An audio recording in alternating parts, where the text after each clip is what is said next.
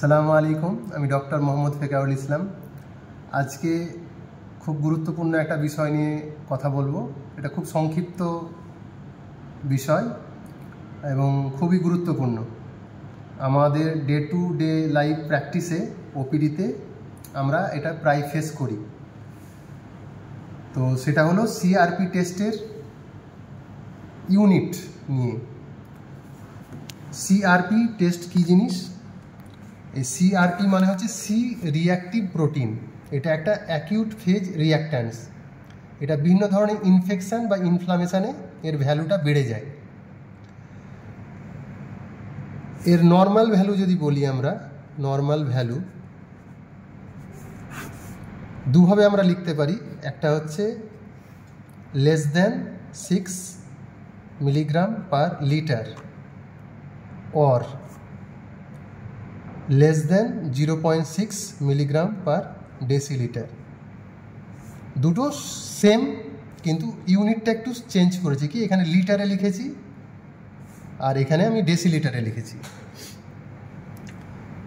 তাহলে যে কোনো একটা জিনিস আমরা ফলো করতে পারি রিপোর্ট দেওয়ার সময়, কিন্তু আপনাকে খেয়াল রাখতে হবে যে যে ভ্যালুটা দেব সেখানে যেন, যে ইউনিটে ভ্যালুটা দেব সেই ইউনিটটা যেন একই থাকে রেফারেন্স রেঞ্জের ক্ষেত্রে, মানে দুটোর সাথে একটা সামঞ্জস্য ব্যাপার থাকতে হবে।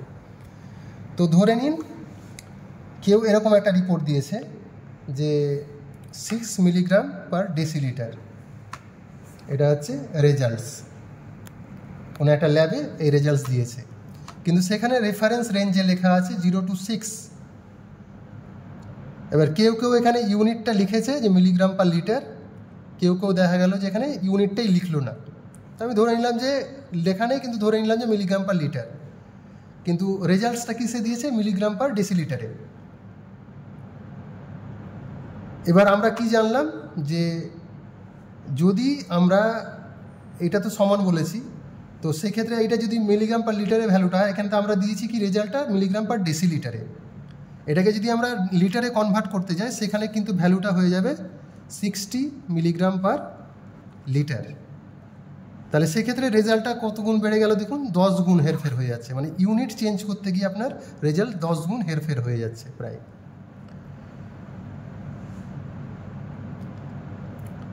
তো